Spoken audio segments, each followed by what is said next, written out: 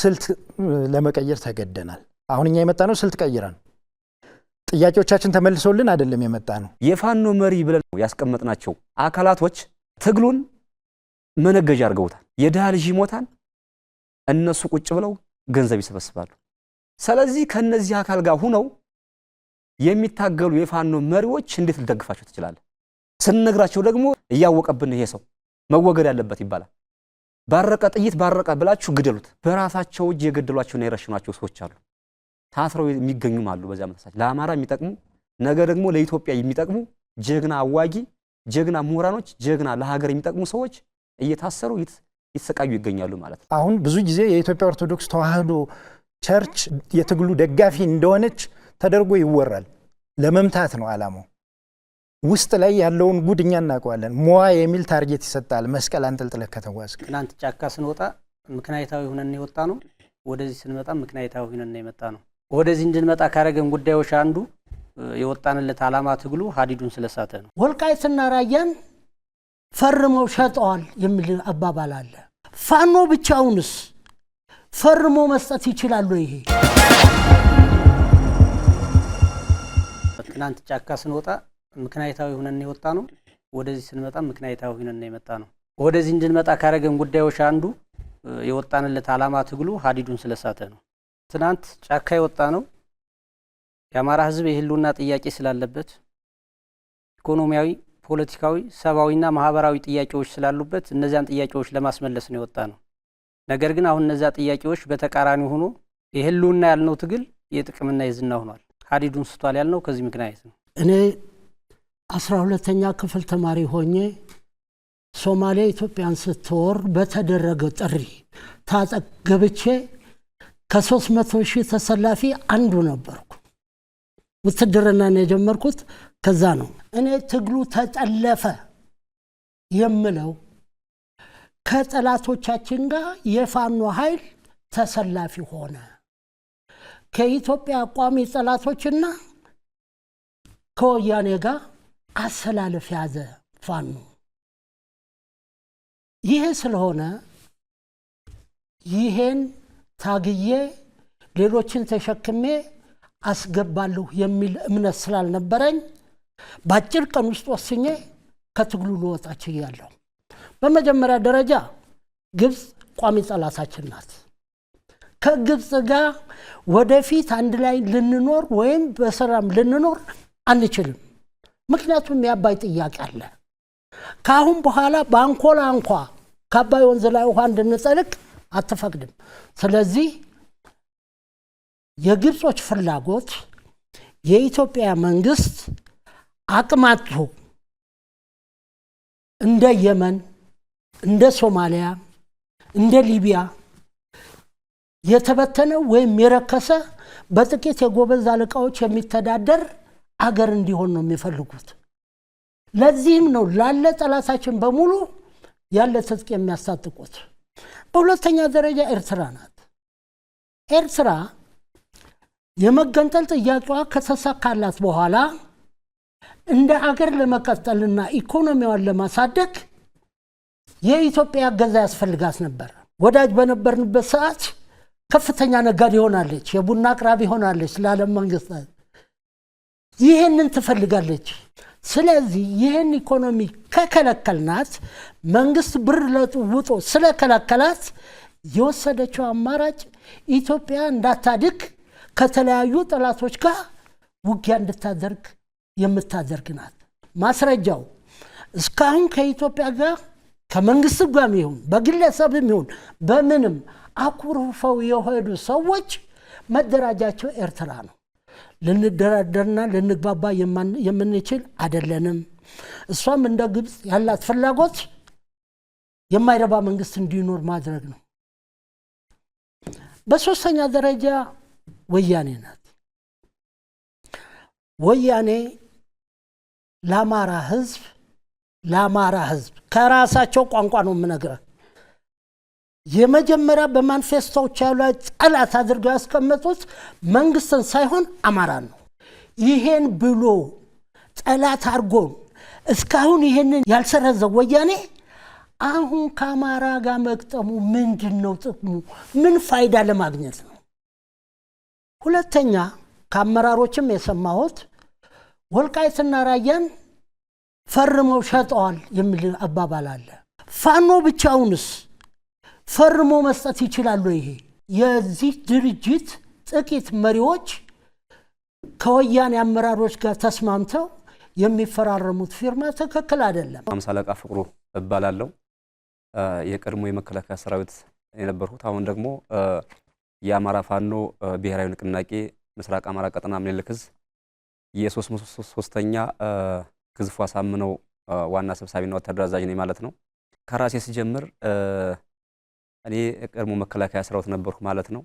በ17 ዓመቴ ነው ወደ ትግል የተቀላቀልኩት። አልሸባብና ኦለሊፍ በነበረበት ሰዓት ላይ ኢትዮጵያን ለመውረር ኢትዮጵያን ለማውደም በሚዘጋጅበት ሰዓት ላይ በዛን ሰዓት ላይ ነው የወጣሁት ማለት ነው። 12ኛ ክፍለ ጦር 4ኛ ሬጅመንት ላይ ነበርኩት። ከዛ ተነስቼ ደግሞ ወደ ልዩ ዘመቻ ነው የመጣሁት ማለት ነው። ወደ ኮማንዶ ክፍል ማለት ነው። በክብር ነው የወጣሁት። 11 ዓመት ኢትዮጵያን ሀገሬን አገልግያታለሁ። ወደ አማራ ፋኖ ደግሞ የወጣንበት ምክንያት ምንድነው? ተበደልነ ተከፋን የሚል ነገር ይዘን የወጣን። የወጣንበት ዓላማ የአማራ ማህበረሰብ ተጎድቷን ብለን የወጣን። ከተጎዳ ደግሞ ተጎድቷን ብሎ ካሰብነ ትግሉ በትክክለኛ መንገድ መሄድ ነበረበት። እሱን ያልኩበት ምክንያት አንደኛ ለአማራ ማህበረሰብ አስቦ የወጣ ሰው አይደለም። ትንሽ ፖለቲከኞች፣ ተገፍተናን ብለው ያሰቡ ሰዎች፣ ስልጣን ፈላጊዎች፣ ሀብት ፈላጊዎች በድሃ ልጅ ደም በድሃ እንባ ገንዘባቸውን እየሰበሰቡ ስልጣናቸውና ወንበራቸውን ማዳበር የሚፈልጉ ጥቂት ፖለቲከኞች ናቸው ማለት ነው ይዘው ነው የወጡት። ተጠልፏ የምንልበት ምክንያት አለው። አንደኛ እኛ ነገ ይመሩናል ብለን የምናስባቸው መሪዎች ከጥላት ጋር ቋሚ ተሰላፊ ነው አግኝተናቸዋል። አንድ ሁለተኛ የፋኖ መሪ ብለን ያስቀመጥናቸው አካላቶች ትግሉን መነገጃ አድርገውታል። የድሃ ልጅ ይሞታል፣ እነሱ ቁጭ ብለው ገንዘብ ይሰበስባሉ ማለት ነው። ኦዲት እንኳን እንዲደረግ አይፈልጉም ማለት ነው። ለምሳሌ እኔ በነበርኩበት መከላከያ ሰራዊት ትልቁ ተቋም እንኳን በየወሩ 15 ቀን በ15 ቀን አንዴ በወር 2 ጊዜ ኦዲት ይደረጋል። ይሄ ትንሽ ተቋም እንኳን ኦዲት ይደረግ ሲባል ኦዲትን አይፈልጉ። እንደዚህ የሚላቸውን አካል በተለያየ እንደ ጥላት መፈረጅ፣ ታማኝነት እንዳይኖር በህዝቡ ዘንድ የማኮላሸት የማሳቀቅ ሁኔታ ይፈጠራል ማለት ነው። እነሱ ግን የነሱ ልጆች የት ነው ያሉት? አሜሪካ፣ ጀርመን፣ አውስትራሊያ፣ አዲስ አበባ ነው ያሉት። ባህር ዳር ቤት እየተገዛላቸው ትምህርት እየተማሩ የድሃ ልጅ ይሞታል። መሪ ብለው የታሰቡ ሰዎች ደግሞ ገንዘባቸውን እያከማቹ አካውንታቸውን እያደለቡ ኪሳቸውን እያሳበጡ ልጆቻቸውን እያስተማሩ በድሃ ልጅ እንባ እየቀለዱ ይገኛሉ ማለት ነው። ሌላ ቋሚ ጥላት የምንላቸው ግብጽ አለች። ከግብጽ ጋር መቼም ቢሆን ልንሰማ አንችልም። ለምን? ሀገራችን ኢትዮጵያ መነሻችንም ኢትዮጵያ መደረሻችንም ኢትዮጵያ ናት። የውጭ ጸረ ሰላምና የውስጥ ጸረ ሰላም ኃይሎችን መከላከል አለብን ከተባለ ለኢትዮጵያ ካሰብነ ግብጽ ጋር ሆነን ሳይሆን መዋጋት ያለብን አቅም ካለውና ወይም ደግሞ ለኢትዮጵያ ከታሰበ ብቻውን ሆኖ መዋጋት ያለበት አንድ አካል ማለት ነው። ለምሳሌ ግብጽ አባይ ጉዳይ ታነሳለች። መቼም ቢሆን አንስማማም፣ አንድ ሆነን ልንቀጥል አንችልም። ሁለተኛ ደግሞ ከሱዳን ጋር ሱዳን በመተማ ያለው መሬት ወይ ሁመራ መሬትን ትፈልጋለች። በዚህ አንስማማም።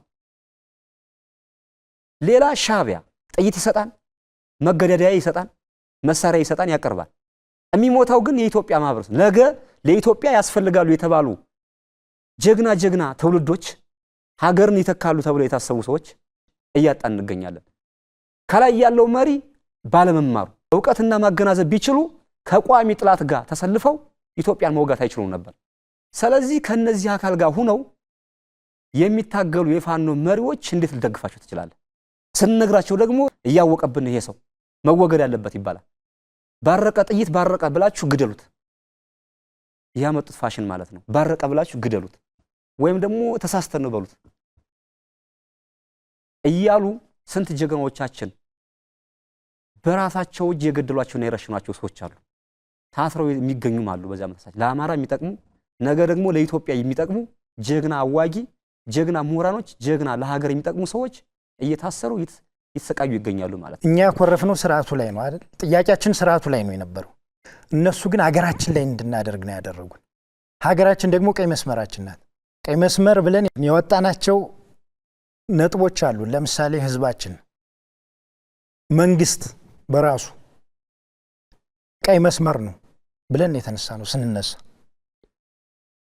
ምናልባት ግልጽ ለማድረግ ያክል መንግስት ሲባል አንድ ሀገር እንድትኖር ከተፈለገ ኦቶክራትም ይሁን ዲሞክራት ጠንካራ መንግስት ያስፈልጋታል።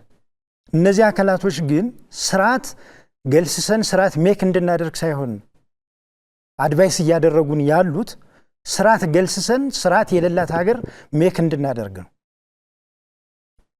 ሌላኛው ህዝባችን ነው። ህዝብ ቀይ መስመር ነው ብለን ነው የተነሳ ነው። ግን ህዝባችንን ታርጌትሊ ከሶሻል አሴቱ ጀምሮ እንድናጠቃው ነው የተደረገው። ማህበራዊ ተቋማቶች በተጠና መልኩ ተመቱብን። የትምህርት ተቋሙን የምታዩት ነው። 3 ዓመት ሙሉ ትምህርት ተዘግቷል እኛ ቀጠና። በእርግጥ እኛ ሞግተናል፣ ውስጥ ሆነንም እንደኛ ቀጠናም እኛ የምናስተዳድረውን ትምህርት እንዲጀምር አድርገናል። ከውስጥም ታግለን ነው የመጣ ነው። ይህንን ሁሉም እንዲያቅልን እንፈልጋለን። የእምነት ተቋማቶች በተጠና መልኩ ነው እየተመቱ ያሉት። አሁን ብዙ ጊዜ የኢትዮጵያ ኦርቶዶክስ ተዋህዶ ቸርች የትግሉ ደጋፊ እንደሆነች ተደርጎ ይወራል። ለመምታት ነው ዓላማው። ውስጥ ላይ ያለውን ጉድ እኛ እናውቀዋለን። ሞዋ የሚል ታርጌት ይሰጣል። መስቀል አንጠልጥለህ ከተጓዝክ ፕሮቴስታንቱ የሊደርሽፑ የእምነት ተቋም ነው ተብሎ ነው የሚሰበከው። ሙስሊሙን ነባር አዲስ በሚል ነው የሚሰበከው። ደን ከብሔራዊ ጥቅማችን ጋር በተያያዘ የአማራ ህዝብ የባህር በር ለማግኘት እድሜ ዘመኑን በሙሉ ዋጋ ሲከፍል የኖረ ህዝብ ነው። የኛ ሮል ሞዴል ብለን የምናነሳቸው ፕሮፌሰር አስራት ወልደየሱስ የሞቱት የባህር በር ጥያቄ ጠይቀው ነው። እኛ ጋር ግን የባህር በር ጥያቄ መጠየቅ ወንጀል እስከሚመስል ድረስ ተሰርቶበታል።